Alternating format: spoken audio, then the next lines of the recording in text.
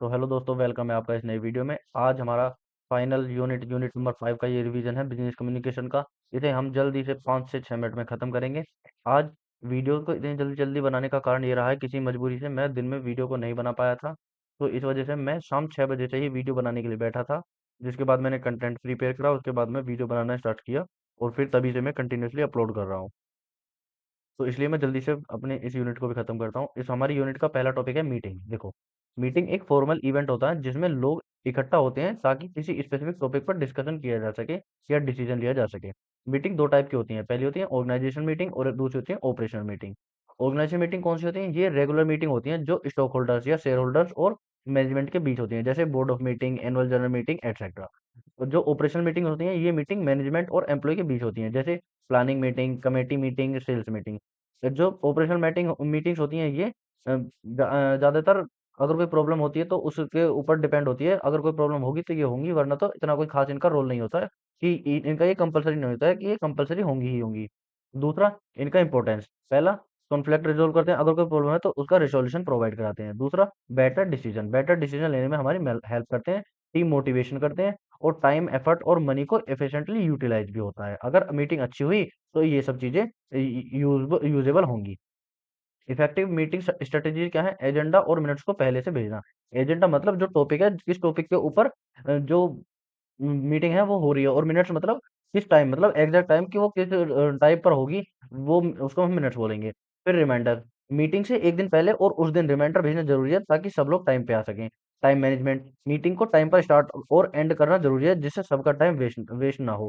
Clear roles, हर participant को meeting के लिए अपने रोल और रेस्पॉन्सिबिलिटी बिफोर हैंड बता देना चाहिए, मतलब मीटिंग होने से पहले उनको बता देना चाहिए कि तुम्हारा काम ये है।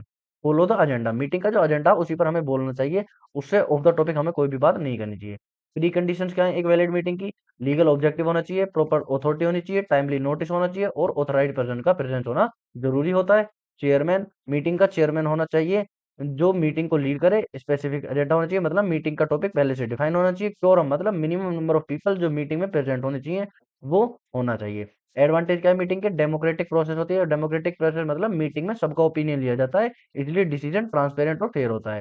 फिर इंप्रूव डिसीजन, मतलब जब सब पार्टिसिपेंट अपने थॉट शेयर करते हैं तो बेटर डिसीजन लिए जाते हैं। फिर कोऑर्डिनेशन, डिफरेंट डिपार्टमेंट को एक मीटिंग में कोऑर्डिनेट किया जा सकता है और सारे इशू सोल्व किए जा सकते हैं। इन्फॉर्मेशन शेयरिंग, मीटिंग में एक साथ सबको इन्फॉर्मेशन मिल जाती है जो उनके वर्क को बेटर बना सकती है। इसके डिसएडवांटेज क्या है? एक तो टाइम कंज्यूमिंग है, दूसरा कॉस्टली हो सकता है, इसमें फॉर्मेलिटीज बहुत हैं और कंट्रोल करने में डिफिकल्टी हो सकती है। फिर दूसरा आता है सेमिनार एंड कॉन्फ्रेंसेस।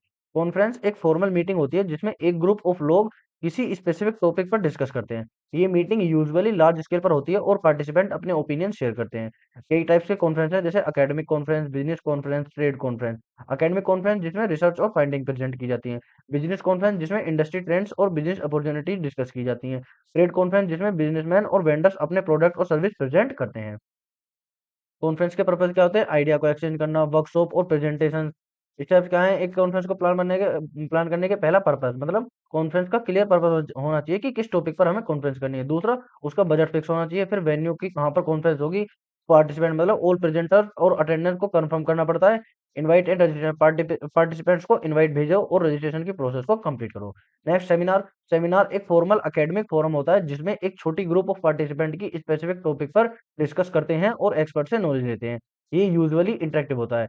पर्पस क्या सेमिनार का? एजुकेशन, जैसे पार्टिसिपेंट को स्पेसिफिक टॉपिक पे एजुकेट कराना, मोटिवेशनल लोगों को मोटिवेट करना और उन्हें अपने गोल अचीव करने के लिए इंस्पायर करना। नेटवर्किंग, बिजनेसमैन और प्रोफेशनल्स को एक दूसरे से मिलना और कॉन्टेक्ट बनाने का मौका मिलता है। सेमिनार और वर्कशॉप के बीच में अंतर क्या है? सेमिनार क्या है? ये एजुकेशनल और एकेडमिक होते हैं जिसमें एक्सपर्ट नॉलेज दिए जाते हैं, लेकिन जो वर्कशॉप है ये उससे ज्यादा इंटरेक्टिव होते हैं और पार्टिसिपेंट को नए स्किल सिखाए जाते हैं।